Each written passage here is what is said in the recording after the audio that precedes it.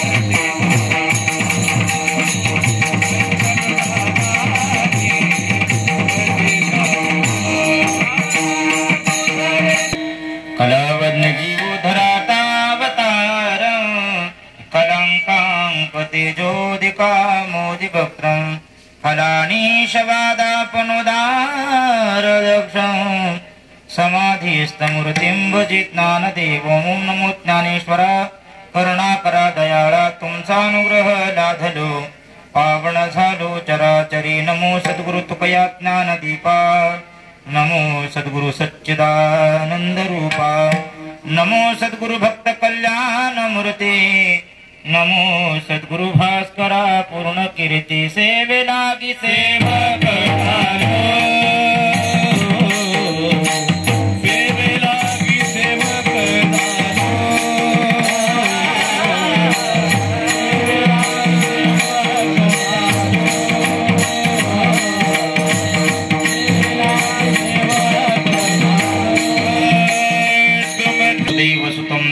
कंसचाणूरमर्दनं देवकी परमानंदं कृष्णं वंदे जगद्गुरु ज्या संगतीने विराग झाला मनोदरीचा जडभास गेला साक्षात परमात्मा मज भेटविला विसरू कसा मी गुरुपादुकाला जयावानिता वेदवाणी म्हणेने तिने ते तिला जे दुरोणे नव्हे अंतना पार ज्याच्या रूपाला विसरू कसा मी गुरुपादुकाला विठाला मी जन्म याजसाठी देवा तुझी चरण सेवा साधावया हरिनाम कीर्तन संतांचे पूजन घालू लोटांगण महाद्वारी अखिल कोट भगवान पंढरीश परमात्मा कैवल्य तेजस्वी माऊली ज्ञानोबराय जगद्गुरु श्रीमंत श्री तुकोबराय सद्गुरु निवृत्तीनाथ महाराज आदी करून सर्व थोर संतांच्या चरणी प्रथमता विनम्र अभिवादन करतो. आवाज क्लिअर करा. श्री संत ब्रह्ममूर्ती सच्चिदानंद श्रीपाद बाबा उर्फ भाऊसाहेब चव्हाण घुटी बाबांचा हा 26वा त्या ठिकाणी पुण्यतिथी सोहळा आणि श्री संत सच्चिदानंद गुरुमाता जाईमाई चव्हाण घुटी यांचा 5वा हा पुण्यतिथी सोहळा. त्या निमित्तानं हा भगवान परमात्म्याचा नाम उत्सव प्रतिवर्षाप्रमाणे यही वर्षी अतिशय आनंदानं उत्साहानं त्या ठिकाणी हा कार्यक्रम या ठिकाणी आयोजित करण्यात आलेला आहे आणि त्यामध्ये ही भगवान परमात्म्याची बाबांची सेवा करण्याची संधी त्या ठिकाणी आम्हाला प्राप्त झाली. मी स्वतःला भाग्यवान समजतो. त्या निमित्तानं तुम्हा सर्व भाविकांचं दर्शन त्या ठिकाणी झालं. बाबांचं दर्शन त्या ठिकाणी या ठिकाणी घडलं. या कीर्तन सेवेसाठी उपस्थित सर्व श्रोतृ मायबाप सर्वांच्या चरणी विनम्र अभिवादन करतो. गोडासी मृदंगाची साथ करणारे संकेतजी महाराज, गोडासी गायनाची त्या ठिकाणी साथ करणारे आमचे आदरणीय गोविंद महाराज, शैलेशजी महाराज, आदरणीय आमचे समाधान महाराज, ज्यांच्या माध्यमातून त्या ठिकाणी ही सेवा माझ्यापर्यंत पोहोचली, आदरणीय त्या ठिकाणी आमचे यशवंतजी महाराज, सर्व त्या ठिकाणी महाराज मंडळी त्या ठिकाणी उपस्थित आहे. स्वतः बाबांचे सुपुत्र या ठिकाणी उपस्थित आहेत. विनेकरी बाबा असतील, या बाजूला त्या ठिकाणी संस्थेतील सर्व विद्यार्थी भगवान परमात्म्याच्या सद्गुरुनाथांच्या चरणी विनम्र अभिवादन करतो आणि सद्गुरुनाथ महाराज जशी बुद्धी देतील त्याप्रमाणे नियोजित वेळेमध्ये या अभंगावर बोलण्याचा प्रयत्न करतो. विठाला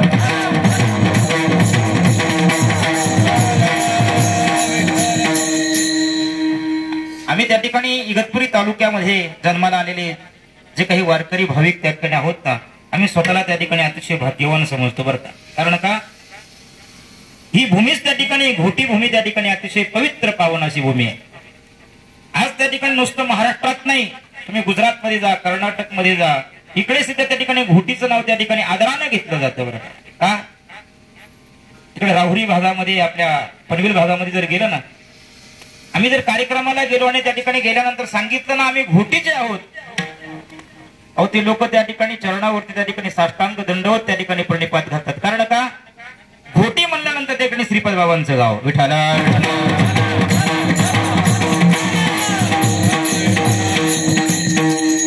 मला माहित नसेल त्या ठिकाणी बाबांच्या अगोदर त्या ठिकाणी घोटी गाव त्या ठिकाणी इतकं प्रसिद्ध असेल. कारण घोटी काय मोठं त्या ठिकाणी शहर आहे का? तुम्ही अनेक वेळा पाहिलं असेल. मोठं शहर नाही नाही, त्याच्यापेक्षा इगतपुरी तालुका आहे. आता जास्तीत जास्त नाव तालुक्याचं प्रसिद्ध असते की त्यातील आता शहराचं नाव प्रसिद्ध असते? तालुक्याचं नाव प्रसिद्ध पाहिजे. पण आज इगतपुरी म्हटल्यानंतर कोणी त्या ठिकाणी ओळखत नाही. पण घोटी म्हणल्यानंतर बाबांचा साधक, आम्ही भाग्यवान आहोत. या तालुक्यामध्ये बाबा त्या ठिकाणी आले बरं का. आणि बाबांच्या संगतीने अनेक असे त्या ठिकाणी महात्मे, बाबांची गुरुबंधू मंडळी, अनेक महात्मे तयार झाली बरं का. बाबांनी त्या ठिकाणी केरोबाबांना, बंडोबाबांना बाबांनी इकडे आणलं बरं का. कदाचित त्या ठिकाणी श्रीपाद बाबा जर त्या ठिकाणी आज घोटीला आले नसते तर श्रीपाद बाबा, बंडो बाबा, केरो बाबा, शांताबाई हे त्या ठिकाणी आपल्या तालुक्याला माहितही झाली नसते. विठाला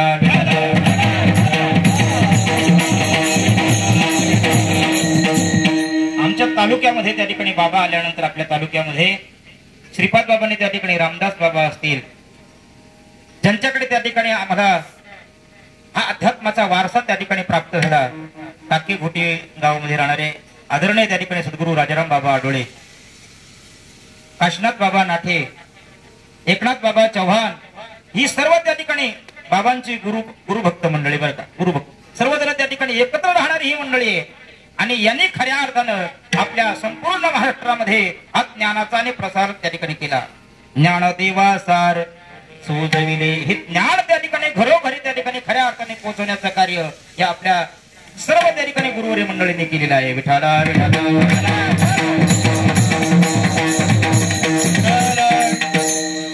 26वा पुण्यतिथी 16 आहे ना.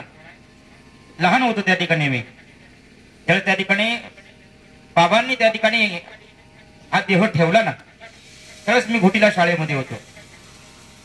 आणि अचानकपणे त्या ठिकाणी आमच्या शाळेला त्या ठिकाणी सुट्टी जाहीर झाली बरं का.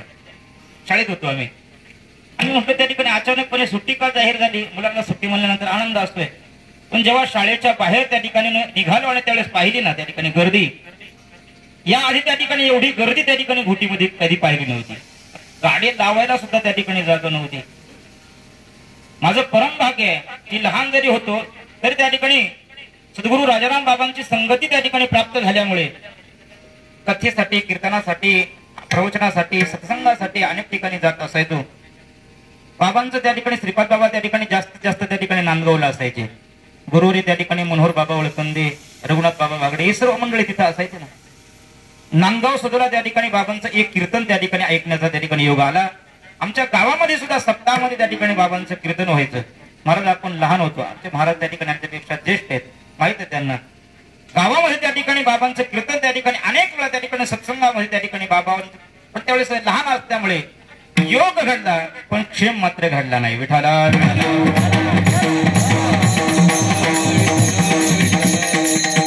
अशा परम पावन विभूतीचं त्या ठिकाणी श्रीपाद महर्षी आपण नाव ऐकलं, या ठिकाणी पाहिलं, वाचलं, आनंद वाटला. आज त्या ठिकाणी खऱ्या अर्थाने बाबा तुम्ही त्या ठिकाणी आमंत्रित केलं आणि म्हणून त्या ठिकाणी इथं येण्याचा योग आला. आमच्या जवळ आहे, इथून त्या ठिकाणी फक्त 1 किलोमीटर असेल अंतर. शॉर्टकट जर बघितलं आमच्या संस्थेपासून तर 1 किलोमीटरचं अंतर आहे.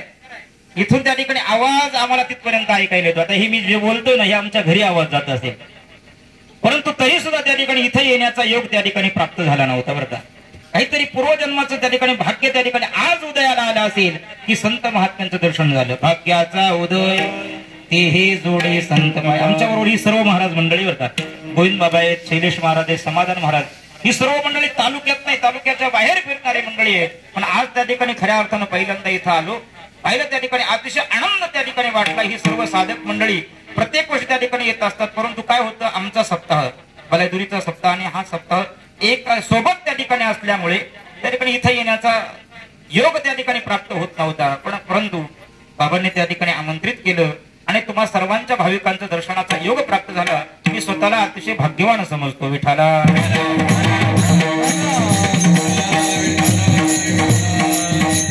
आणि चिंतनासाठी जो अभंग घेतलेला आहे तो जगद्गुरु तुकोबारायांचा आहे. जगद्गुरु तुकोबारा या अभंगामध्ये भगवान पांडुरंग परमात्मा समोर उभं राहून प्रतिज्ञा करतायत की देवा घेईन मी जन्म याजसाठी, देवा तुझी चरण सेवा साधावया. प्रतिज्ञा करतायत महाराज. वास्तविक आता प्रतिज्ञा कोणी करावी, प्रतिज्ञा कोण करत असते, थोडं चिंतन त्या ठिकाणी अभंगावर मांडण्याचा प्रयत्न करतो.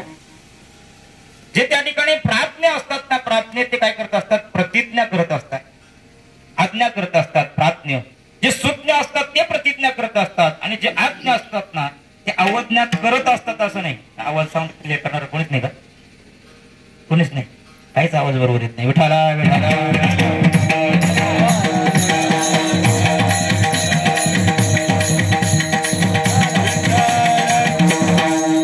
एकाच दृष्टांत म्हणून जर सांगायचं झालं तर श्रीमंत निवृत्तीनाथ महाराज हे प्राज्ञ आहेत बरं का. आणि म्हणून श्रीमंत निवृत्तीनाथ महाराजांनी त्या ठिकाणी या जगाकडे एक नजर टाकली. निवृत्तीनाथ दादांना त्या ठिकाणी दिसलं की हा सर्व समाज जो आहे ना हा अजूनही अज्ञानामध्ये आहे. जे ज्ञान आहे ना ते ज्ञान या लोकांपर्यंत अजून पोहोचलेलं नाही. याचे अनेक कारण आहेत. त्यापैकी त्या ठिकाणी एक महत्वाचं कारण जे ज्ञान आहे ते संस्कृत भाषेमध्ये आहे आणि सर्व सामान्य लोकांपर्यंत त्या ठिकाणी पोहोचत नाही. संस्कृत भाषा सर्वांना कळत नाही, समजत नाही. लोक शिकत सुद्धा आता तरी कितीतरी लोक संस्कृत शिकतात. काय नाही त्या ठिकाणी बोटावर मोजण्यात की लोक संस्कृत शिकतायत. वास्तविक आता कठीण नाही भाषा, पण त्या काळामध्ये तर त्या ठिकाणी ती संस्कृत भाषा कोणाला माहित नाही, जाणत नाही आणि ते तत्वज्ञान गीता तत्वज्ञान सर्व सामान्यापर्यंत पोहोचत नाही. श्रीमंत निवृत्तीनाथ महाराजांना त्या ठिकाणी दया येते, कणवळा येतोय आणि श्रीमंत निवृत्तीनाथ महाराजांनी माऊली ज्ञानोबांना आज्ञा केली आहे, माऊली तुमचा जो अवतार आहे ना तो कशासाठी आहे? प्रगट गुह्य बोले लोपले ज्ञान जगी, याच्यासाठी त्या ठिकाणी तुमचा अवतार आहे.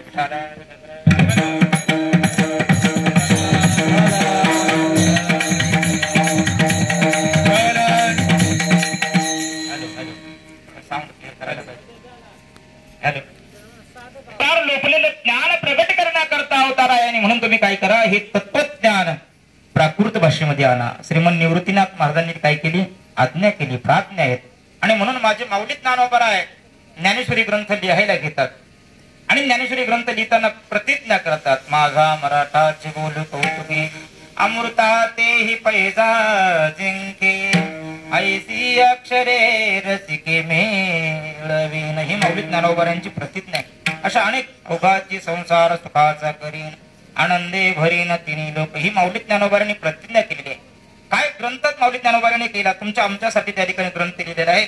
ज्ञानेश्वरीचा अधिकार त्या ठिकाणी भाव धरून या वाचित ज्ञानेश्वरी कृपा करी हरी तयावरी किंवा सोमुखे आपण सांगितू श्री विष्णू श्रीगीता हा प्रश्न अर्जुनेशी. भगवान परमात्म्याने वेदही भगवान परमात्म्यापासून निर्माण झाले, पण वेदाच्या बाबतीत निद्रिताचा घोरू असं माऊली ज्ञानोबा वर्णन करतात.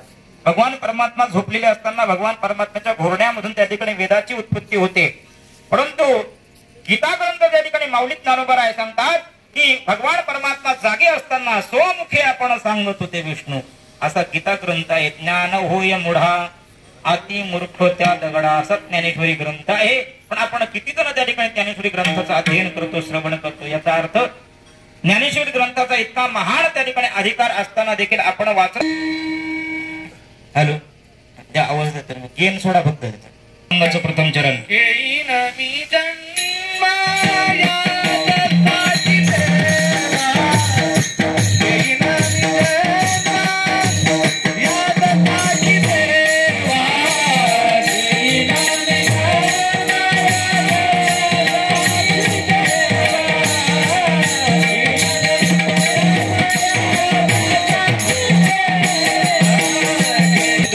प्रतिज्ञा करतायत. वास्तविक आता प्रतिज्ञा करणं म्हणजे त्या ठिकाणी स्वतःला बांधून घेण्यासारखं बरं का. म्हणून प्रतिज्ञा करावी का करू नये? प्रतिज्ञा करू नये. प्रतिज्ञा जर केली तर ती पूर्णत्वास द्यावी लागते.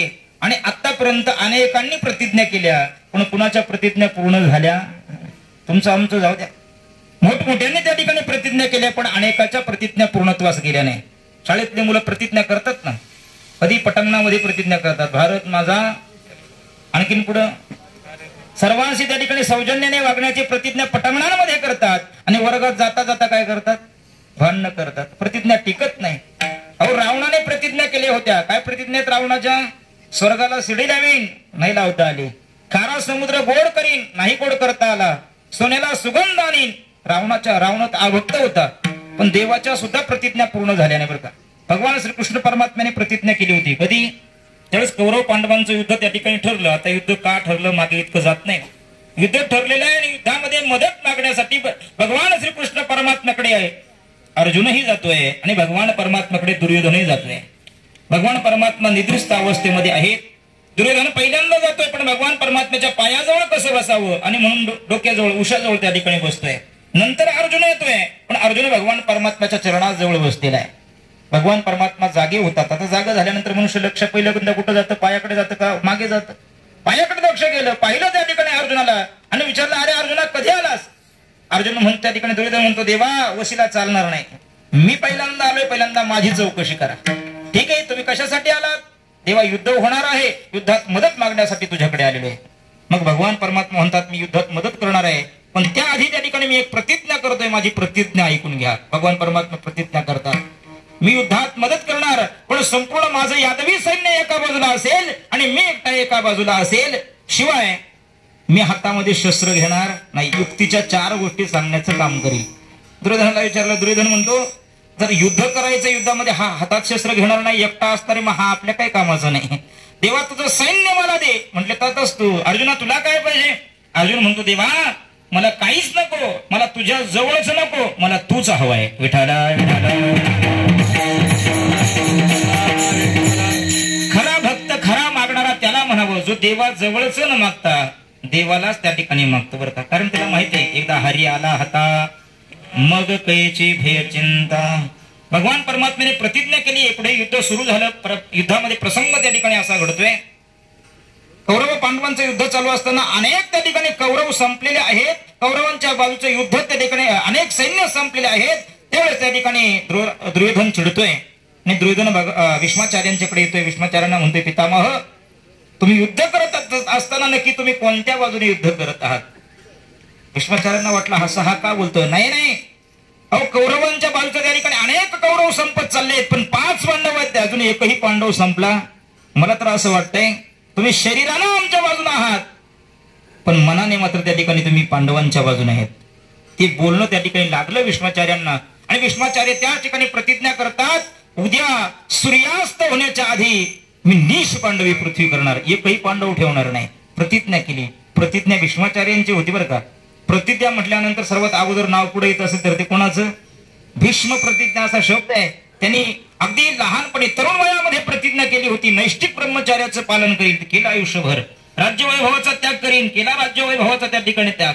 राज्यगादी स्वतःकडे असताना त्या ठिकाणी गादीवरती सिंहासनावरती बसले नाहीत. आणि इकडे पांडवांना माहित झालं, द्रौपदीला माहित झालं, भगवान परमात्म्याला माहित झालं, सगळे पांडव चिंतित आहेत. भगवान परमात्म्याने सांगितलं चिंता करायचं काही काम नाही.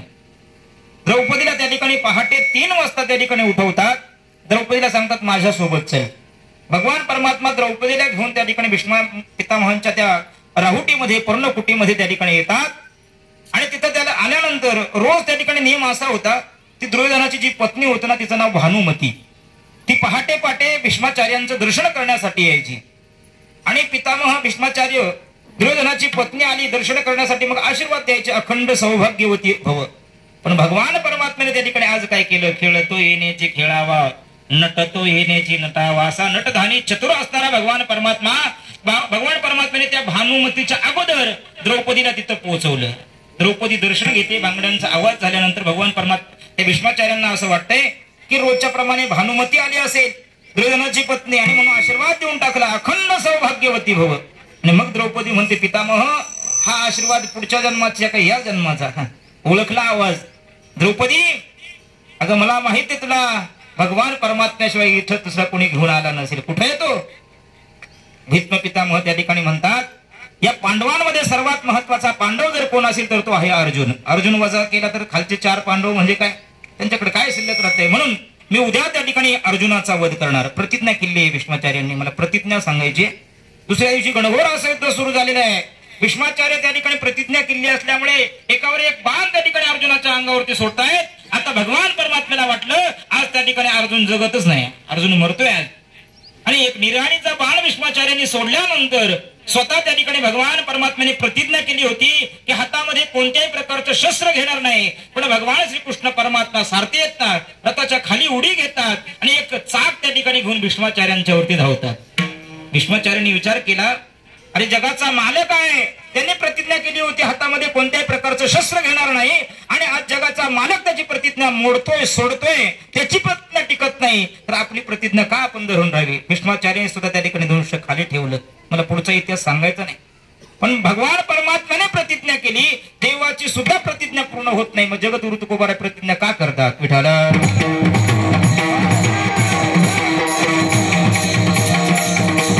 बघा, प्रतिज्ञा पूर्ण होत नाही हे खरं आहे, प्रतिज्ञा करू नये हे सुद्धा त्या ठिकाणी खरं आहे. परंतु कोणती प्रतिज्ञा पूर्ण होत नाही? जी संसारासाठी केलेली, प्रपंचासाठी केलेली, स्वार्थासाठी केलेली जी प्रतिज्ञा आहे ती पूर्ण होत नाही. आपण देवासाठी जर प्रतिज्ञा केली असेल, परमार्थासाठी जर प्रतिज्ञा केली असेल तर ती प्रतिज्ञा पूर्ण होत असते. नव्हे तो संकल्प पूर्ण करण्याची संकल्प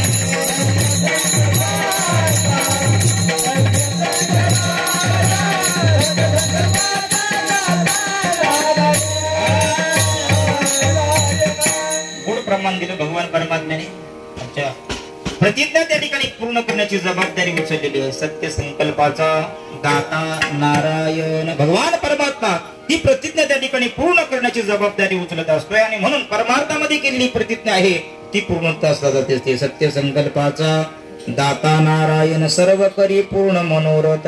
अनेक भक्तांच्या प्रतिज्ञा भगवान परमात्म्याने पूर्ण केल्या. अनेक यादी आपल्या पुढे सांगता येईल बरं का. आमच्या नामदेव महाराजांनी प्रतिज्ञा केली होती ना, चंद्रभागे तिर्याय केल्या गोष्टी. वळवंटामध्ये सर्व मंडळी एकत्रित झाली असताना संत मंडळी तिथे विषय निघाला.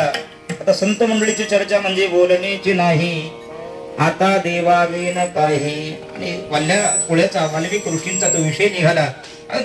इतका चोरी लुटमार करणारा असताना, तो डाकू असताना, परंतु नारदींची भेट झाली. त्या वाल्याचे वाल्मिक ऋषी झाले. त्यांनी काय केलं? नुसते ऋषी झाले एवढे नाही तर त्यांना इतका अधिकार प्राप्त झाला. केले रामायण रामाही बोलिला वाल्मिक तैसेच करीन वर्तोनी दावीन नामा म्हणे. आणि ते सर्व चर्चा त्या ठिकाणी नामदेव महाराजांनी चंद्रभागेच्या वाळवंटामध्ये ऐकली. आणि नामदेव महाराज प्रतिज्ञा करतात, शतकोटी तुझे करीन अभंग देवा. अरे वाल्या कोळी वाल्मिक ऋषी तयार झाल्यानंतर त्यांनी तुझं भगवान परमात्म्याचं गुणगान गाण्यासाठी रामायण शतकोटी श्लोकाचं रामायण तयार केलं. मी तुझं त्या ठिकाणी गुणगान गाण्यासाठी अभंग का तयार करू नयेत? प्रतिज्ञा केली, तुझे 100 कोटी अभंग तयार केली. आणि मग भगवान पांडुरंग परमात्मा विटेवरून खाली उतरतात. नामदेव महाराजांच्याकडे येतात, अरे नामा तुझी प्रतिज्ञा केली ना, ती प्रतिज्ञा पहिल्यांदा मागा घे. कारण का? त्यावेळी होती आयुष्याची वृद्धी, आताची अवधी थोडी. अरे त्यावेळेस त्या ठिकाणी भरपूर आयुष्य होतं, आता त्या ठिकाणी अल्प आयुष्य मानव देह. एवढं आयुष्य आहे, कसं त्या ठिकाणी 100 कोटी अभंग तुझ्याकडून लिहून घेते. आणि म्हणून त्या ठिकाणी काय कर, ती प्रतिज्ञा मागे घे. नामदेव महाराज म्हणतात त्या ठिकाणी, नामा म्हणे जरी न होता संपूर्ण जिव्हा उतरीन तुझं पुढे. जीभ कापून ठेवील तेव्हा मी तुझ्या समोर. माझी जर प्रतिज्ञा पूर्ण झाली नाही तर. नामदेव महाराज म्हणजे हट्टी भक्त आहेत लहानपणापासून.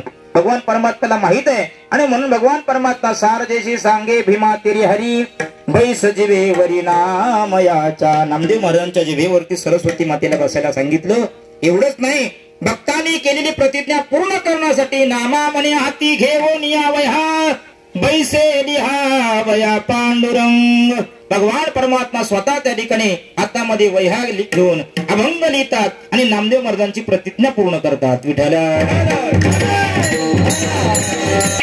रक्ताच्या थारोळ्यात पडलेला आहे, त्याच्या डोळ्यामधून अश्रूच्या धारा वाहत आहे. शेवटचे श्वास त्या ठिकाणी अभिमन्यू मोजतोय. आणि अर्जुन त्या ठिकाणी पाहतोय आणि म्हणतोय, अरे क्षत्रियाच्या कुळामध्ये त्या ठिकाणी जन्माला येऊन सुद्धा युद्धभूमीमध्ये मरण आलं म्हणून त्या ठिकाणी रडतोस, तुला हे शोभत नाही. अभिमन्यू सांगतोय बाबा मला मरण आलंय म्हणून मी रडत नाही. मग मी बेशुद्ध अवस्थेमध्ये असताना हातामध्ये कोणत्याही प्रकारचं शस्त्र नसताना तो जयद्रथ येतोय आणि माझ्या छातीमध्ये त्या ठिकाणी लात मारतोय, याचं दुःख त्या ठिकाणी मला होतंय आणि मला काही करता आलं नाही. तुम्ही जर आताही प्रतिज्ञा करत असाल त्याला मारण्याची, तर मी आताही आनंदाने प्राणत्याग करायला सुरुवात. त्यावेळेस त्या ठिकाणी जयद्रथाला मारण्याची प्रतिज्ञा अर्जुन करतायत. उद्या सूर्यास्त होण्याच्या आत जयद्रथाचं मुंडकं धडा वेगळं करीन, नाहीतर मी स्वतः काय करीन, अग्नी काष्ट भक्षण करीन, अशी प्रतिज्ञा अर्जुनाने केली. दुसऱ्या दिवशी दुर्योधनाला माहीत झाल्यानंतर दुर्योधन हुशार, दुर्योधनाने विचार केला जर जयद्रथाला हा मारणार आहे, पण जयद्रथ युद्धभूमीवर गेलाच नाही तर हा मारणार कोणाला, आणि मग जयद्रथाला युद्धभूमीवर पाठवलं नाही. अर्जुन इकडे तिकडे सगळीकडे शोधतोय, जयद्रथ सापडत नाही. आता भगवान परमात्म्याला चिंता वाटते. प्रतिज्ञा कोणाची? भक्ताची. आणि चिंता कोणाला? देवाला चिंता आहे. भगवान परमात्म्याने विचार केला आता जर त्या ठिकाणी जयद्रथ सापडत नाही, जयद्रथाचं मुंडकं धडका वेगळं अर्जुन करत नाही, तर अर्जुन अग्निकाष्ट भक्षण केल्याशिवाय राहणार नाही. म्हणून भगवान परमात्म्याने सुदर्शन चक्र सोडलं. सर्वांना वाटत त्या ठिकाणी संध्याकाळ झाली, सूर्यास्त झाला आणि शंख फुकण्यात आले, युद्ध थांबलं आणि मग त्या ठिकाणी अर्जुनाने चिता पेटवलेली आहे. आता अग्निकाष्ट भक्षण करायचंय. हातामध्ये त्या ठिकाणी धनुष्य घेतलेला आहे. सगळेजण जमले, त्याच्यामध्ये जयद्रथ सुद्धा आला बरं का. कशासाठी? आपला शत्रू त्या ठिकाणी कसा मरतो ते पाहण्यासाठी. आणि त्यावेळेस भगवान परमात्मा अर्जुनाला सांगतात, अर्जुना अरे क्षत्रिय आहेस ना, तुला युद्धात त्या अग्निकाष्ट भक्षण करायचंय ना, पण त्या आधी धनुष्याला बाण लावू आणि मग त्या ठिकाणी फेरी मार अग्नीला. मग त्या ठिकाणी अग्नीमध्ये चितेमध्ये त्या ठिकाणी उडी घे. आणि अर्जुनाची एक फेरी त्या ठिकाणी पूर्ण झालेली आहे. आता दुसरी फेरी पूर्ण होणार, आगीमध्ये उडी घेणार अर्जुन. इतक्यात भगवान परमात्म्याने ते सुदर्शन चक्र बाजूला केलं. लख असा सूर्याचा प्रकाश त्या ठिकाणी पडला आणि भगवान परमात्मा अर्जुनला सांगतात, अर्जुना पाहतोस काय? अरे अजून सूर्यास्त झालेला नाही, तो सूर्य आणि हा जयद्रथ. उडव मुंडके विठाला विठाला. म्हणजे अशा अनेकांच्या भक्तांच्या प्रतिज्ञा भगवान परमात्म्याने पूर्ण केलेल्या आहेत. हे जगद्गुरु तुकोबारांना मान्य आहे. आणि म्हणून जगद्गुरु तुकोबार प्रतिज्ञा करतात, घेईन मी जन्म याजसाठी देवा, तुझी चरण सेवा साधावया. ठीक आहे, प्रतिज्ञा करतात, पण प्रतिज्ञा तरी काय करतात महाराज? जन्म घेण्याची प्रतिज्ञा करतात. जन्म. आता मला खरं सांगा, जन्म घेण्याची प्रतिज्ञा करण्याची गरज आहे का? आता 2-4 शंका आहेत बरं का. एकतर जन्माच्या बाबतीत जर आपण विचार केला तर जन्म हा स्वभावताच प्राप्त आहे की जन्म हा घ्यावा लागतो? बोलो ना. जन्म हा स्वभावताच प्राप्त आहे की जन्माला घ्यावा लागतो आपल्याला? जातस्य हे ध्रुवम मृत्युम ध्रुवम जन्म मृतस्य च तस्माद परिहर्यते नत्वम सोचतुमरसे उपजेते नासे नासिले ते पुनरपि दिसे हे घटिका यंत्र जैसे परिभ्रमेगा. जो जन्माला आला त्याला मरावत लागतंय आणि मेल्यानंतर पुन्हा जन्माला. हे चक्र त्या ठिकाणी अखंडपणे चालू आहे. मग जन्माला येण्यासाठी प्रतिज्ञा करण्याची गरज काय? पण हे झालं तुमच्या आमच्या बाबतीत बरं का. तुम्हाला आम्हाला त्या ठिकाणी जन्माला यावंच लागतंय आणि जन्माला आल्यानंतर मरावंच लागतं. याला अनिच्छा प्रारब्ध म्हणतात. पण संतांच्या बाबतीत वेगळं आहे आणि देवाच्या बाबतीत वेगळं आहे. जन्माला येण्याकरता त्या ठिकाणी जगद्गुरु तुकोबारांना स्वातंत्र्य आहे. तुम्हाला आम्हाला त्या ठिकाणी स्वातंत्र्य नाही. बळी वेन शक्ती बोलू नये माऊली ज्ञानोबा म्हणतात. अरे जन्म घेईन असे त्या ठिकाणी आपण म्हणतोय ना, पण आपण तुम्ही आम्ही सर्वजण म्हणू शकत नाही जन्म घेईन, कारण आपल्याला ते स्वतंत्र नाही. पण संत महात्म्यांना ते स्वतंत्र आहे आणि म्हणून संत महात्मा त्या ठिकाणी जन्माला येण्याची प्रतिज्ञा त्या ठिकाणी करू शकतात बरं का. तुम्हाला आम्हाला त्या ठिकाणी अनिच्छा प्रारब्ध आहे, संत महात्म्यांना त्या ठिकाणी स्वइच्छा प्रारब्ध आहे आणि भगवान परमात्म्याला परीच्छा प्रारब्ध आहे. जन्माला येण्याची 3 कारण आहेत, पाप पुण्य कर्म आणि वासना. या 3 कारणामुळे जन्माला यावं लागत असते. पहिलं कारण काय? पाप पुण्य कारण आहे. आता भगवान परमात्म्याच्या बाबतीत जर आपण पाहिलं तर भगवान परमात्म्याला त्या ठिकाणी पाप पुण्य नाही. धर्माची तू मूर्ती पाप पुण्य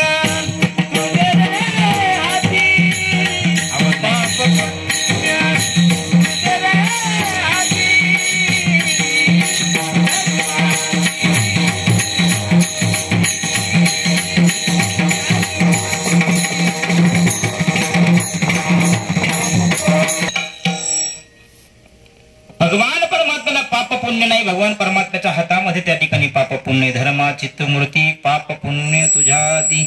भगवान परमात्मा कर्माने बांधला जात नाही. पद्मपत्र मिवांबसा असं उदाहरण देतात. कमळाचं पान पाण्यामध्ये राहतंय पण पाण्याने भिजल्या जात नाही. तसं भगवान परमात्मा अनेक अवतार घेतोय, अनेक लीला करतोय. 16,108 पत्न्या दिसत आहेत भगवान परमात्म्याला. तरी सुद्धा तुकामणी नटधारी भोग भोगोनी ब्रह्मचारी. भगवान परमात्म्याला कोणत्याच प्रकारची वासना नाही. जसं त्या ठिकाणी देवाला कर्म नाही, वासना नाही, पाप पुण्य नाही, तसं संतांना सुद्धा नाही बरं का. संत महात्म्याला त्या ठिकाणी पाप पुण्य नाही. कारण का भगवान परमात्म्याचं सतत नामचिंतन करत असतात आणि त्याचा परिणाम तुका म्हणे आम्ही झालो अग्निरूप लागो नेदू पाप पुण्यंगा. पाप पुण्य संत महात्म्याला त्या ठिकाणी लागत नाही. झुंजारते एक विष्णुदास जगी पाप पुण्य अंगी नातळ. त्या संत महात्म्यांना कर्मही त्या ठिकाणी लागत नाही. कारण का एका जनार्दनी भोग प्रारब्धाचा हरी कृपे त्याचा नाश झाला. संत महात्म्यांना त्या ठिकाणी प्रारब्ध नाही. भगवान परमात्म्याच्या कृपेने त्या ठिकाणी कर्माचाही नाश झालेला आहे. वासना नाही संत महात्म्यांना कोणतीच नाही. धनाविषय नाही, श्री विषय नाही, स्वधनाविषय.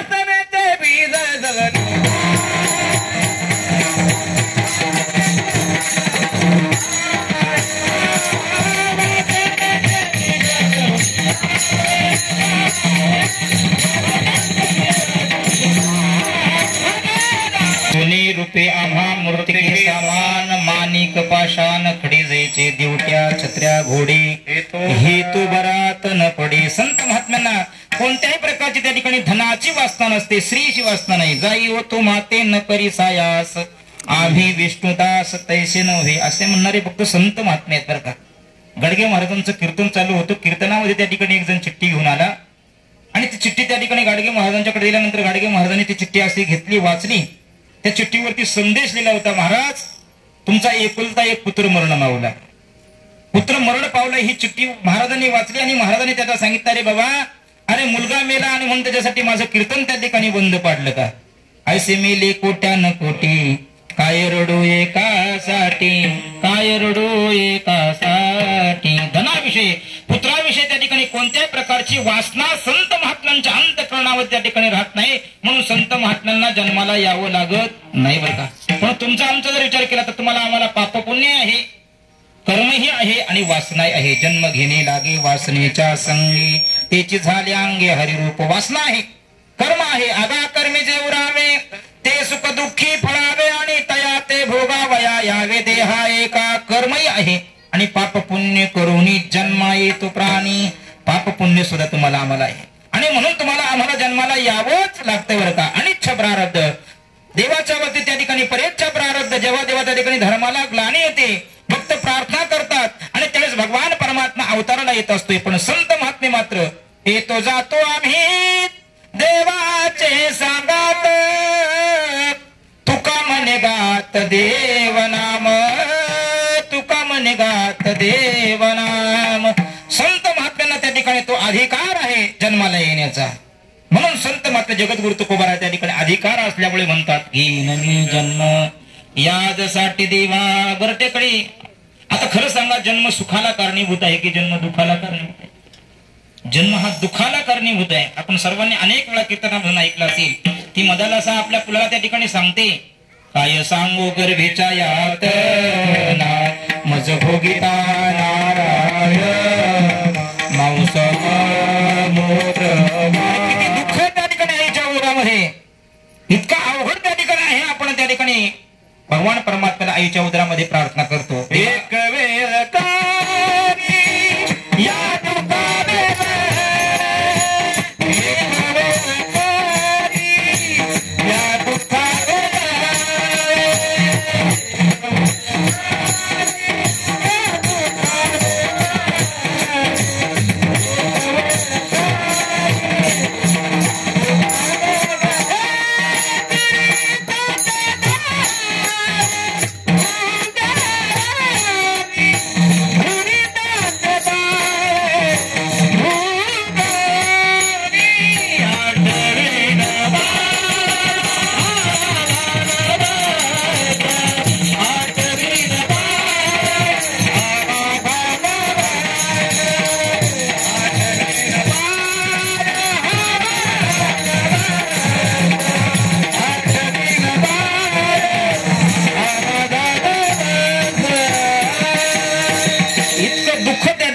गर्भवासाचं दुःख आहे.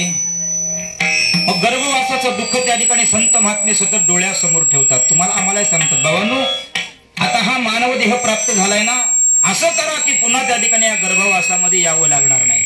मुनी मुक्त झाली गर्भवासाचं दुःख त्या ठिकाणी इतकं कठीण आहे. संत महात्मे ते दुःख नेहमी आपल्या डोळ्यासमोर ठेवतात. कसं? डोळ्यात घाई कोत नजरी डोळा हरळ नगरी. तसं संत महात्मे काय करतात, मरणाला समोर त्या ठिकाणी ठेवत असतात. सतत मरणाचं चिंतन त्या ठिकाणी करत असतात आणि या मरणापासून जन्म मरणाच्या चक्रातून सुटण्याचा प्रयत्न करतात. असं त्या ठिकाणी. आणि तरी जगद्गुरु तुकोबाराय म्हणतात, हे नवी जन्म. याचं कारण आहे का? जगद्गुरु तुकोबाराय म्हणतात, हे गर्भवासाचं दुःख आहे, खरं आहे, पण हे गर्भवासाचं दुःख कोणाला आहे? उदाहरण सांगतात जगद्गुरु तुकोबाराय, पालखी बैसता मार्गाची चिंता. अरे चालण्याचं दुःख त्या ठिकाणी, प्रवासाचं दुःख त्या ठिकाणी कुणाला आहे? प्रवासाचं दुःख. जो पायी चालतो ना त्याला प्रवासाचं दुःख आहे. जो पालखीमध्ये बसलेला आहे त्याला प्रवासाचं काही दुःख आहे का? त्याला काही दुःख नाही. तसं महाराज म्हणतात, हृदयी असता नाम तुझे गर्भवासी दुःख नाही जाता. आणि भगवान परमात्म्याचं नामचिंतन आपल्या मुखामध्ये त्या ठिकाणी असल्यामुळे महाराज म्हणतात, आम्हाला ते गर्भवासाचं दुःख नाही. म्हणून घेईन मी जन्म. बरं कशासाठी जन्म घेणार? तर याजसाठी देवा. याजसाठी म्हणजे कशासाठी? तुझी चरण सेवा साधावया. तुझी चरण सेवा साधण्याकरता. आता पुन्हा शंका येते, महाराज त्या ठिकाणी जर आता तुम्ही प्रतिज्ञा करतात आणि पुढे त्या ठिकाणी चरण सेवा साधण्यासाठी भगवान परमात्म्याला सांगतायत, परंतु याच्या आधी तुम्ही केली नसेल म्हणून सांगतायत का? याच्या आधी महाराजांनी खूप सेवा केली. जे जे झाले अवतार तुका त्यांचे बरोबर.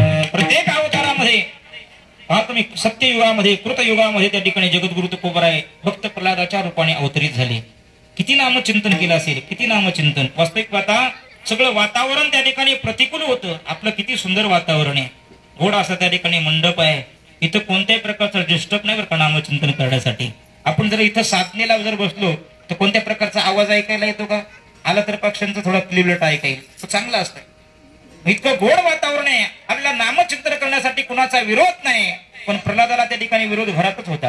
प्रल्हादासी पिता करीतो जाचनी परितो स्मरे मनी नारायण.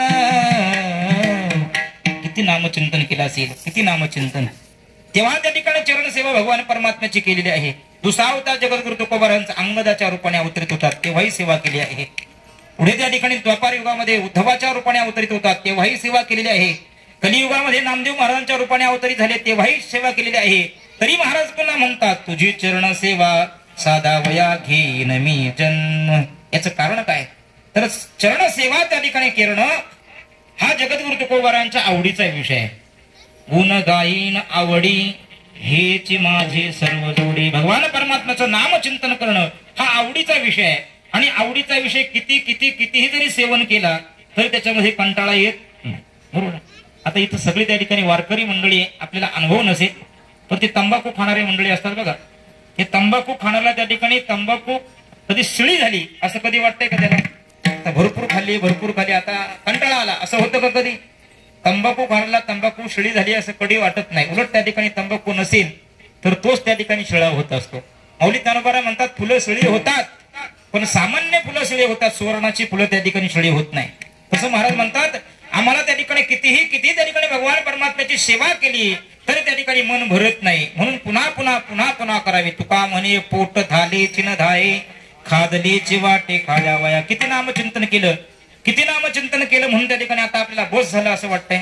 आवडीचा विषय त्या ठिकाणी तर तुमच्या आमच्या सर्वांचा नामचिंतन आवडीचा विषय आहे. आणि म्हणून जगद्गुरु तुकोबाराय म्हणतात, त्याच्यासाठी ते गर्भवासाचं दुःख त्या ठिकाणी तुका म्हणे गर्भवासी सुखे घालावे आमासी घेईन मी जन्म याजसाठी देवा तुझी चरण सेवा साधावया. ठीक आहे महाराज, तुम्ही त्या ठिकाणी पुन्हा त्या ठिकाणी जन्म घेणार, पुन्हा त्या ठिकाणी चरण सेवा करणार, पण कोणत्या प्रकारची करल ते तर सांगा. अभंगाचं दुसरं चरण. हरिनाम कीर्तन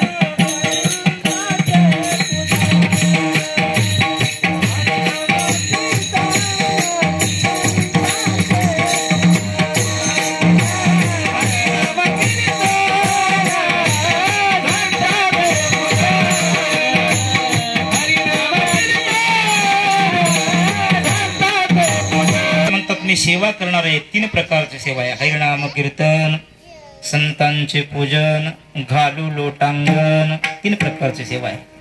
हरिनाम कीर्तन करील म्हटले बरं का महाराज. कीर्तनाचे त्या ठिकाणी अनेक प्रकार आहेत. त्याच्यामध्ये गुण कीर्तन आहे, स्वरूप कीर्तन आहे, लीला कीर्तन आहे. पण या सर्व कीर्तनांचा विचार जर केला ना, ही कीर्तन त्या ठिकाणी अवघड आहे. गुण कीर्तन म्हणजे भगवान परमात्म्याच्या गुणांचं वर्णन करायचं. आता गुणांचं वर्णन करण्यासाठी भगवान परमात्म्याचे गुण किती आहेत हे तर कळालं पाहिजे ना. पण भगवान परमात्म्याला 1 गुण आहेत का? माऊली त्यांना वर्णे 6व्या अध्यायामध्ये सांगितलं, एकाय शस्त्री अवधार्य हे 6 गुणवर्य वसते जेथे. 6 सांगितले म्हणून 6च आहेत का? नाही, अनंत गुण म्हणते माझ्या स्वामी. ते अनंत गुण आहेत भगवान परमात्म्याचे. ते गुण त्या ठिकाणी वर्णन करणं त्या ठिकाणी अवघड आहे बरं का. एवढंच नाही, त्या शिवमय मध्ये त्या ठिकाणी श्लोक आलेला आहे.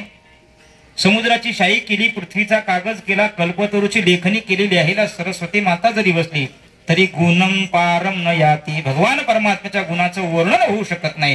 गुण कीर्तन करणं अवघड आहे. मग भगवान परमात्म्याच्या स्वरूपाचं कीर्तन करू, त्याला स्वरूप कीर्तन म्हणतात. पण भगवान परमात्म्याच्या रूपाचंही वर्णन करणं अवघड आहे बरं का. हो, तुमचं आमचं जाऊ द्या. वेदा नाही नाही करा, वेदा नाही नाही करा, अंत बाळाला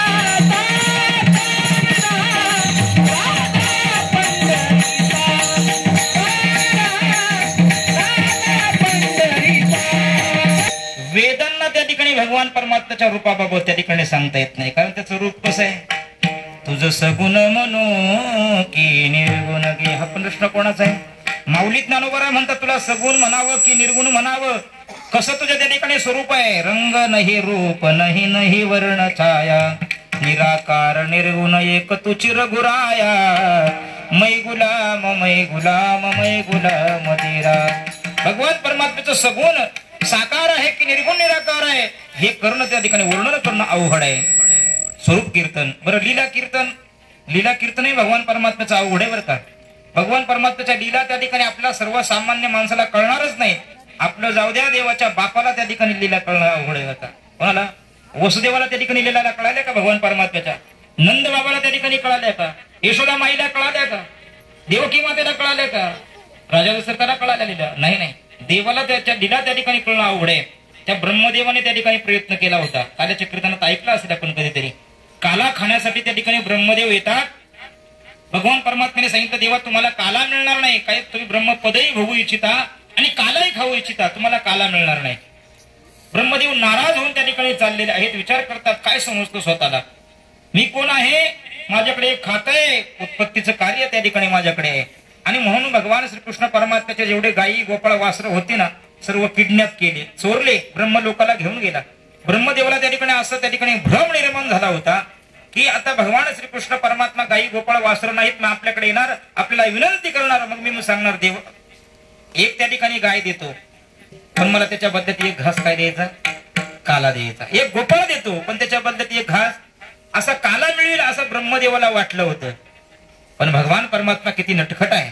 भगवान परमात्म्याने सेम टू सेम त्या ठिकाणी गायी गोपाळ वासर तयार केले. गुटका गोपाळ असेल तर गुटका गोपाळ, लांबशिंगाची गाय लांबशिंगाची, काळी गाय, मोरी गाय, जसं गाई गाय वासर गोपाळ असतील तसे तयार सुरू केले. ब्रह्मदेव त्या ठिकाणी पाहतोय, आज येईल उद्या येईल, 1 महिना होत आला, पण भगवान परमात्मा त्या ठिकाणी गेलेच नाही. मग ब्रह्मदेव त्या ठिकाणी खाली येऊन त्या ठिकाणी पाहतोय, तर काय इकडे गायी गोपाळ वासर आहेत, तिकडे गेला ब्रह्मलोकात, तिकडे गायी गोपाळ वासर आहेत. ब्रह्मदेवाने त्या ठिकाणी प्रयत्न केला, पण ब्रह्मदेवाला सुद्धा भगवान परमात्म्याची लीला कळाली नाही. आपल्याला काय कळणार आहे? आणि म्हणून लीला कीर्तन अवघड आहे, गुण कीर्तन अवघड आहे, स्वरूप कीर्तन अवघड आहे. आणि सोपं कीर्तन जर कोणतं असेल तर नाम संकीर्तन साधन पाहिजे.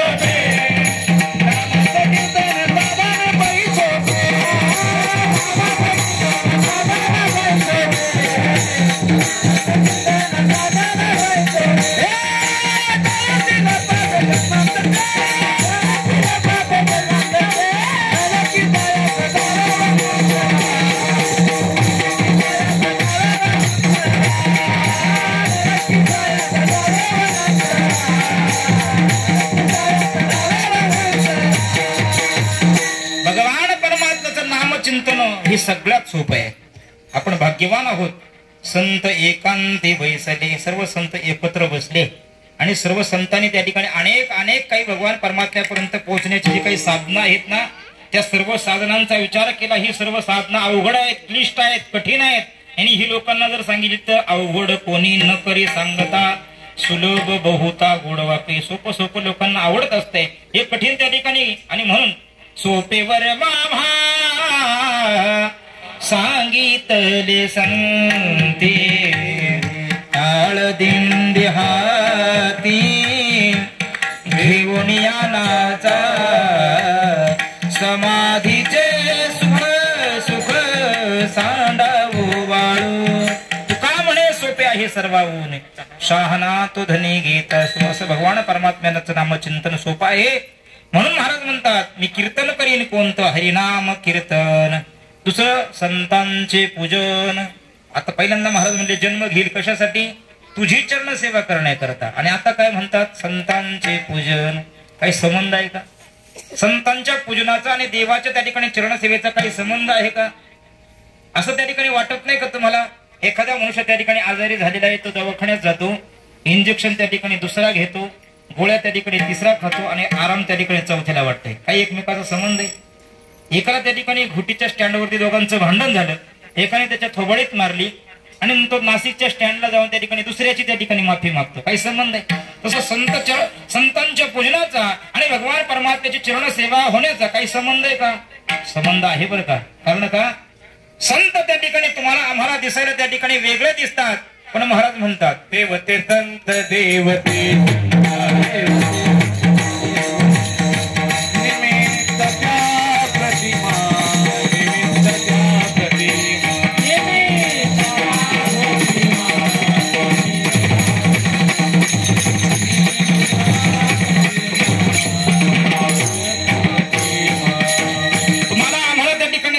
दिसायला त्या ठिकाणी सर्वसामान्य सारखे दिसतात बरं का. नवे संत महात्मे मुद्दाम त्यांचा मोठेपणा त्या ठिकाणी लपवून त्या ठिकाणी पिसेपण मिरवी जगामाई वाचस्पतीचे निपाड. महाराज त्या ठिकाणी काय करतात, आपला मोठेपणा त्या ठिकाणी झाकतात, नाहीतर ते देव स्वरूप आहेत बरं का, देव स्वरूप. आणि जगा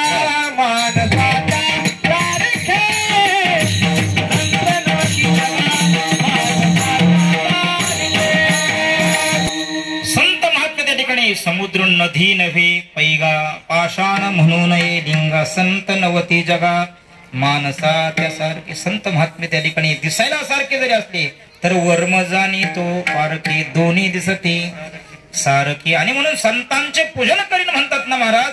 संतांची जर पूजा जर केली ना, तुका म्हणे देवा त्यांची केली पावे सेवा. आपण त्या ठिकाणी आपल्या श्रीगुरु माऊलींची संतांची जी काही सेवा करत असतो ना, ती सेवा त्या ठिकाणी भगवान परमात्म्याला प्राप्त होत असते बरं का. याच्या उलट आपण जर श्रीगुरु संत महात्म्यांना बाजूला केलं, श्रीगुरु संत महात्म्यांची निंदा केली आणि भगवान परमात्म्याची जर पूजा जर केली, तर भगवान परमात्मा म्हणतात, माझ्या डोक्यावरती तुम्ही फुलं नाही टाकत, ती माझ्या डोक्यावरती तुम्ही दगड टाकतायत दगड. उदाहरण त्या ठिकाणी सांगतात माऊली ज्ञानोबराय. एका माणसाने त्या ठिकाणी श्रीमंत मनुष्य होता, ते गुरुवारचं व्रत केलं त्याने आणि उद्यापनासाठी अनेक त्या ठिकाणी महिला मंडळाला बोलवलं. माता माऊली येतात.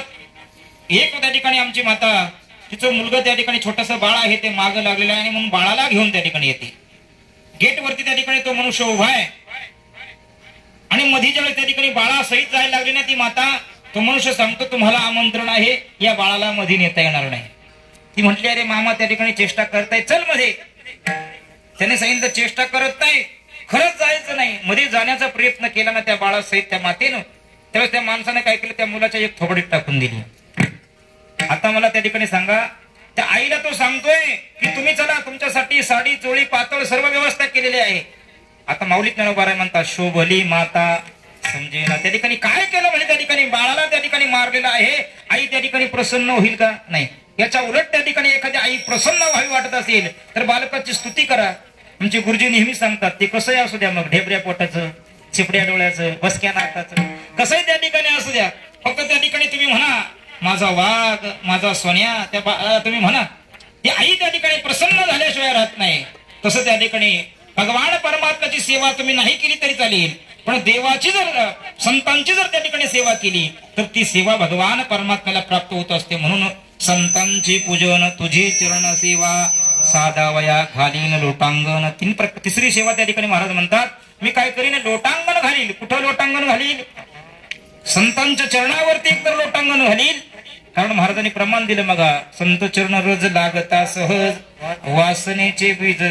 लोटांगण घातल्यानंतर संत चरणाचं रज झालं लागलं तर त्या ठिकाणी आपल्या वासनेचं बीज जळून त्या ठिकाणी आपला उद्धार झाल्याशिवाय राहणार नाही. आणि आणखी महाद्वारात लोटांगण घालील. महाद्वारामध्ये संतच राहतात ना. पंढरपूरला त्या ठिकाणी नामदेव पायरी आहे ना, संत महात्मेत माऊली ज्ञानोबरांच्या दारामध्ये हैबत बाबांची त्या ठिकाणी काय पहिली पायरी आहे. आणि म्हणून लोटांगण महाद्वारी. आणि अशा प्रकारे ही सेवा केल्यानंतर काय अवस्था प्राप्त होईल? अभंगाचं तिसरं चरण. आनंद निर्भर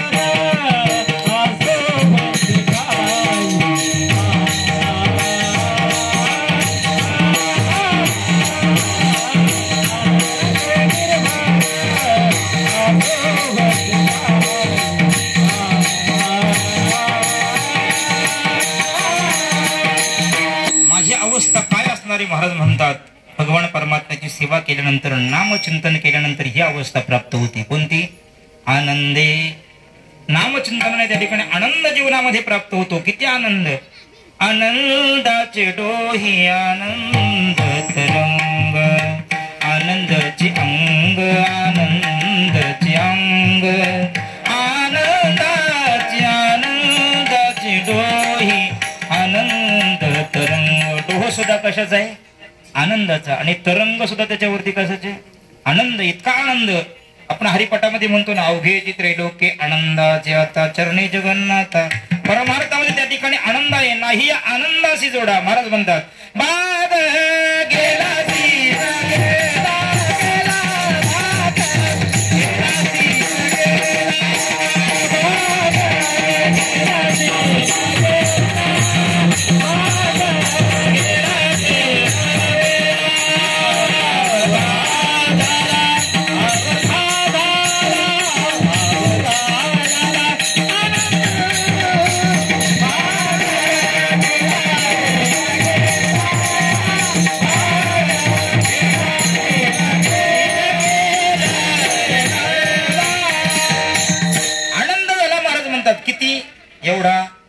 एवढा अवघे त्रैलोकी अवघा झाला आनंद. अवघी आनंदाचे. प्रत्येक ठिकाणी अवघा शब्द वापरला बरं का. इतका आनंद झाला त्या ठिकाणी त्या आनंदाला मोजमापच त्या ठिकाणी नाही. संसारातला आनंद आहे ना तो परिसीमित आनंद आहे. किती? एवढा. त्या आनंदाला आनंद म्हणेपर्यंत त्या ठिकाणी त्या आनंदाचं दुःखात रूपांतर होतं बरं का. एक जण त्या ठिकाणी साखर वाटतोय गावामध्ये. लोक म्हणले कशाचा? मुलगा झाला. बेंडबाजा वाजत होता. बेंडबाजा आमचे गुरुजी सांगतात. तो परत त्या ठिकाणी गावातून साखर वाढून आला. साखर वाटून पुन्हा घरी आला ना तो बेंडबाजा बंद झाला. तिथं बोंबलबाजा सुरू झाला. आनंदाचं रूपांतर त्या ठिकाणी कधी त्या ठिकाणी दुःखात त्या ठिकाणी होईल सांगता येत नाही. हा संसाराचा आनंद. पण परमार्थातला जो आनंद आहे सुख घडोघडी वाढू लागे हा आनंद त्या ठिकाणी. महाराज म्हणतात आम्ही आनंदामध्ये असो निर्भय. दुसरी अवस्था काय? निर्भय. कोणत्याच प्रकारची भीती आम्हाला असणार नाही बरं का. भीती कशाची आहे? सर्वसामान्य लोकांना एकतर मरणाची भीती आहे.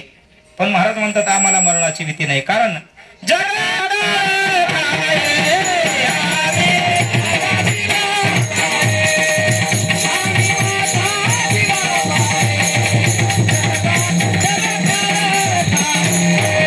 त्या ठिकाणी मरणाला घाबरत नाही बरं का. कारण एकच कारण नामचिंतन.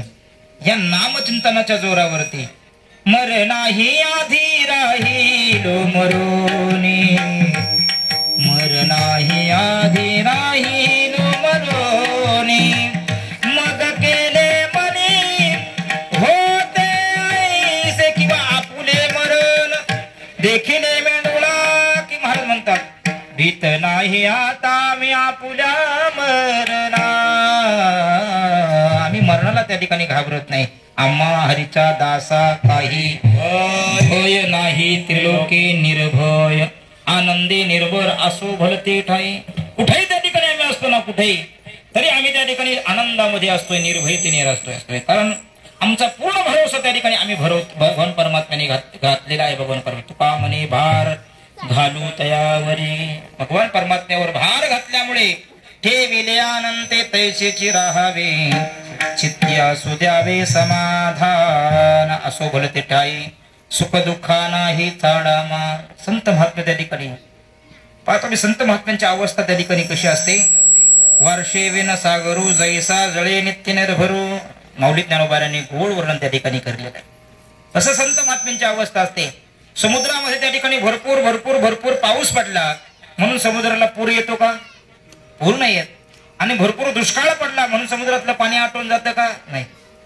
संत महात्म्यांना तुम्ही त्या ठिकाणी वेगवेगळ्या प्रकारचे काहीतरी पूजा करा, त्यांचे चरण पादुका त्या ठिकाणी धुवा तुम्ही, नाही तर त्यांच्या गळ्यामध्ये वेगवेगळ्या प्रकारचे फुलांचे हार घाला, नवे नवे त्या ठिकाणी रथामध्ये बसून त्यांची मिरवणूक काढा. संत महात्म्यांना आनंद होत नाही बरं का? आनंद होत नाही. आणि त्यांच्या गळ्यामध्ये तुम्ही हार काढून घ्या, त्यांचा अपमान करा, त्यांना शिव्या द्या, संत महात्म्यांना दुःखही होत नाही. आमच्या भगवान दत्तात्रयांनी बालकाला गुरु केलेले. कोणाला? लहान बालकाला गुरु केलं का? ते बालक असताना ते निरागस असते, निरागस. त्याला त्या ठिकाणी काही नाही, सुख नाही दुःख नाही. एखाद्या लहान मुलाला तुम्ही, लहान बाळाला बघा तुम्ही, वेगवेगळ्या प्रकारचे त्या ठिकाणी चांगले कपडे आला, नवे कपडे घाला, नवे कपडे त्या ठिकाणी त्याला बाळाला घाला, बालकाला आनंद होतो का? त्याला आनंद होत नाही. बरं ते कपडे काढून घेतल्यानंतर त्याला दुःख तरी होतं का? ते बालक एखादा महात्मा आहे असं काही समजण्याचं काही कारण नाही होतं. त्याच्या ठिकाणी त्या ठिकाणी निरागसता आहे. आमच्या दत्तात्रयांनी त्या ठिकाणी त्याला त्या ठिकाणी गुरु केलं. असो भलते ठाई सुख दुःखा नाही चाळामा. आणखीन महाराज तुम्ही त्या ठिकाणी ही परमार्थिक अवस्था सांगितली, पण तुम्ही संसारी आहात ना, त्याच्यासाठी महाराज म्हणले अनेक सायास न करी न धर्यास होईन उदास सर्व भावे. मी कोणत्याही प्रकारची आस करणार नाही. संत महात्म्याने त्या ठिकाणी आशा टाकून दिलेली आहे बरं का. कोणत्याच प्रकारची आशा त्या ठिकाणी कारण ही आशा आहे ना, हीच खऱ्या अर्थाने त्या ठिकाणी आशा ही परमम दुःखम, आशा त्या ठिकाणी दुःखाला कारणीभूत आहे. आणि म्हणून आशा संत महात्म्याने टाकून दिली. न करी न धरी आस होईन उदास सर्व भावे, भक्तायसे जाना जे देही उदास, गेले आशा पाश निवारोनी, विषय तो त्यांचा झाला नारायण. भक्त त्या ठिकाणी उदास असतात, देहावर उदास असतात, संसाराविषयी उदास असतात, आपल्या बायको मुलं सर्वांविषयी त्या ठिकाणी उदास असतात. संत महात्म्यावर भरपूर चिंतन करता येईल. आम्ही आळंदीला राहत असताना ज्यांच्याकडे आमच्या विचारसागराचं शिक्षण झालं, गुरुवरे त्या ठिकाणी डॉक्टर नारायण बाबा जाधव त्या ठिकाणी एक उदाहरण सांगायचे बरं का. ते पंडित मिश्रा नावाचे त्या ठिकाणी महान लेखक होते. पंडित मिश्रा ऐकलं असेल आपण कधीतरी नाव. आणि त्यांचं लग्न झालं. त्यांनी ग्रंथ लिहायला घेतलेला होता आणि इतके तन्मयतेने त्या ठिकाणी ते ग्रंथ लिहित होते, इतके तन्मयतेने ग्रंथ लिखाण करत होते. लग्न झालं याच्याकडे त्यांचं लक्षच नाही. त्यांची ती पत्नी इमानदारीने त्या ठिकाणी काय करत, त्यांची पतिव्रता सेवा करत होती. एक दिवस ग्रंथाचं लिखाण करत असताना ती वात आहे ना, दिव्याची वात, ती पुढं करण्यासाठी त्या ठिकाणी त्यांची पत्नी येते. त्यावेळेस त्यांनी पाहिलं, तिच्याकडे पाहिलं आणि मग ते भानावर आले. ग्रंथ संपलेला होता, लिखाण संपलेलं होतं. तिच्याकडे पाहिलं आणि विचारलं, कोण आहेस तू? लग्न झालं होतं तेव्हापासून तुम्ही भक्ताईसे जाना जे देही उदास. स्त्री पुरुष किती उदास आहेत ते सांगतोय मी. तिने सांगितलं, मी तुमची पत्नी आहे. घरात असून त्या ठिकाणी पत्नीविषयी इतके उदास त्या ठिकाणी आहेत. आणि तिने सांगितलं, तू माहेरी का गेली नाहीस? पतिव्रता त्या ठिकाणी धर्म स्वीकारलेला आहे, माहेरी परत कसं जावं? आणि म्हणून त्यांनी सांगितलं, इतका मोठा त्याग तू माझ्यासाठी केला असता, म्हणून या ग्रंथाचं नाव देत असताना मी तुझं नाव या ग्रंथाला देतो. त्या ग्रंथाचं नाव त्यांनी दिलेलं भामती. विठाला विठाला. पाटकांचं उदाहरण ऐकलं असेल आपण.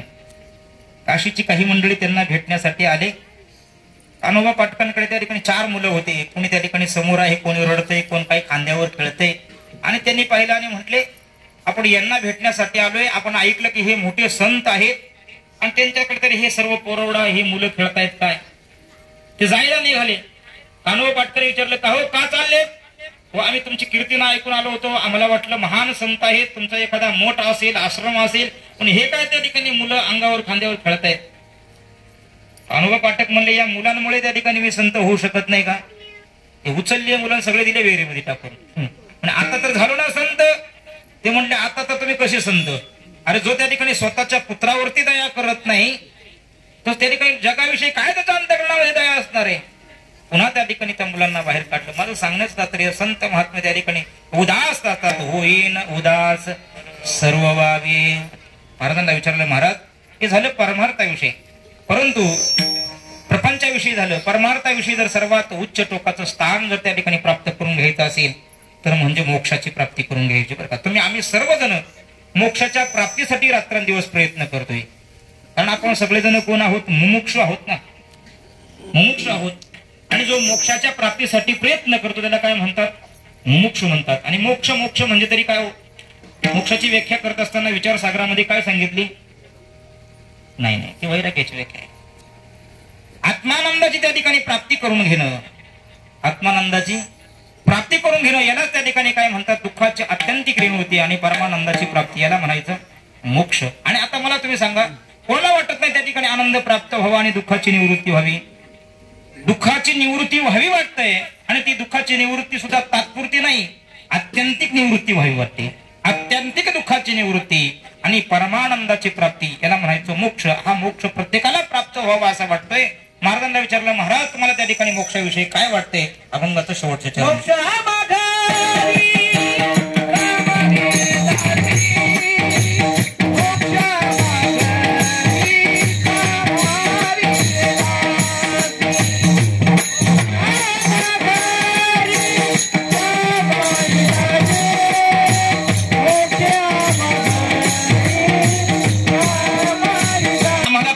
घेण्याची गरज नाही. का प्राप्त करून घ्यायची नाही? एकतर मोक्ष आम्हा घरी कामारी दासी. तो आमच्या घरी दासी म्हणून काम करतो. होय सांगवायची तुका म्हणे. सेवकाला सांगितलं ना हे काम करत त्या ठिकाणी येते होतो पण कामा नाही. तसं त्या ठिकाणी मोक्ष तुका म्हणे मुक्ती परणे देनवरी आता दिवस चारी खेळी मिळे. तो एक तर आम्हाला प्राप्तही आहे आणि त्याची आम्हाला गरजही नाही. दुसरी गोष्ट कारण का? मोक्षाची प्राप्ती, मोक्ष प्राप्त झाल्यानंतर काय होत असतं माहिती का? महाराज म्हणतात तो आनंद जो भक्तामध्ये आणि देवामध्ये आहे ना तो आनंद त्या ठिकाणी नाही. नको ब्रह्मज्ञान आत्मस्थिती भाव मी भक्त तू देव ऐसे करी.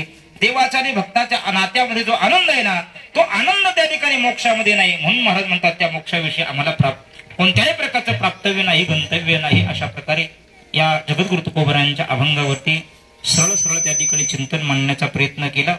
एकदा त्या ठिकाणी प्रेमाने भगवान परमात्म्याचं नामचिंतन करूया. विठोबा